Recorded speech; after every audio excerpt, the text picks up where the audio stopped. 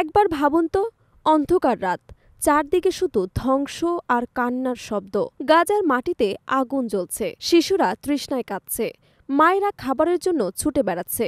ঠিক তখনই বিশ্বজুড়ে মুসলিম দেশগুলো একসাথে দাঁড়িয়ে জানিয়ে দিল, আর নয়, অন্যায় আর সহ্য করা হবে না। এইবার শুধু সাধারণ মানুষ নয়, বাংলাদেশ সরকারও সরাসরি ইসরায়েলকে চ্যালেঞ্জ করেছে। আর সেই ঘোষণা যেন নতুন আলো জ্বালিয়ে দিল ফিলিস্তিনির সংগ্রামেও। শুক্রবার বাংলাদেশ সহ ৩১টি আরব এবং মুসলিম দেশ একসাথে কণ্ঠ মেলাল। তারা জানালো, ইসরায়েলের প্রধানমন্ত্রী নেতানিয়াহুর কথিত গ্রেটার ইসরায়েল পরিকল্পনা আন্তর্জাতিক আইনকে অপমান করছে এবং একই সাথে পুরো অঞ্চলের স্থিতিশীলতার জন্য ভয়ঙ্কর হুমকি হয়ে দাঁড়াচ্ছে। এই ঘোষণা শুধু বিবৃতি নয়, ছিল এক ধরনের সতর্কবার্তা। ভাবুন, একই সারিতে দাঁড়িয়ে আছে জর্ডান, মিশর, কাতার, সৌদি আরব, তুরস্ক, পাকিস্তান, কুয়েত, এমনকি বাংলাদেশও।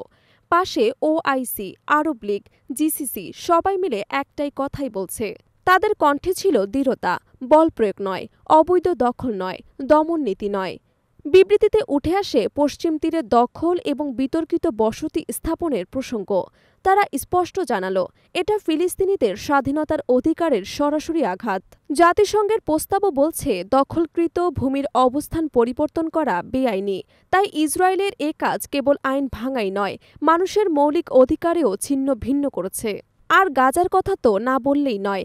বিবৃতিতে ইসরায়েলের বিরুদ্ধে গণহত্যা, জাতিগত নির্মূল এবং খাদ্যকে অস্ত্র হিসেবে ব্যবহারের অভিযোগ তোলা হয়।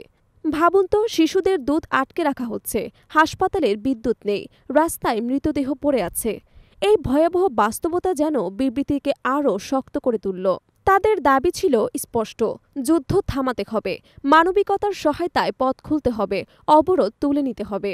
এই ঘোষণা শুধু ক্ষোভ নয়, আহ্বানও ছিল। বিশেষ করে জাতিসংঘ নিরাপত্তা পরিষদের শক্তিধর সদস্যদের উদ্দেশ্যে বলা হলো, ইসরায়েলের ওপর চাপ সৃষ্টি করুন, ফিলিস্তিনিদের নিরাপত্তা নিশ্চিত করুন, স্বাধীন রাষ্ট্র প্রতিষ্ঠার অধিকারকে স্বীকৃতি দিন।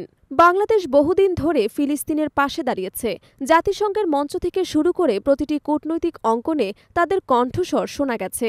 কিন্তু এবার তারা আরও স্পষ্ট, আরও দৃঢ়।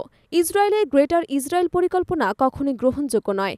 এটা শুধু মধ্যপ্রাচ্যের জন্য নয়, পুরো বিশ্বের শান্তির জন্য হুমকি স্বরূপ। এই ঐক্যবদ্ধ ঘোষণা ছড়িয়ে পড়তেই আন্তর্জাতিক মহলে আলোড়ন উঠেছে। বিশ্লেষকরা বলছেন, ভবিষ্যতে ইসরায়েলের কূটনৈতিক অবস্থানেও বড় ধাক্কা আসতে পারে। ফিলিস্তিনের স্বাধীনতার লড়াই হয়তো আজও অসম্পূর্ণ, কিন্তু মুসলিম বিশ্বের এই গর্জন যেন নতুন এক অধ্যায়ের সূচনা করল। গাজার অন্ধকারে হয়তো এখনো আলো আসেনি, কিন্তু যখন ৩১টি দেশ একসাথে হাত তুলে, তখন সেই আলো আরও দূরে নয়। বাংলাদেশ সহ মুসলিম বিশ্বের এই কণ্ঠস্বর হয়তো একদিন সত্যি বদলে দেবে ইতিহাসের পথ।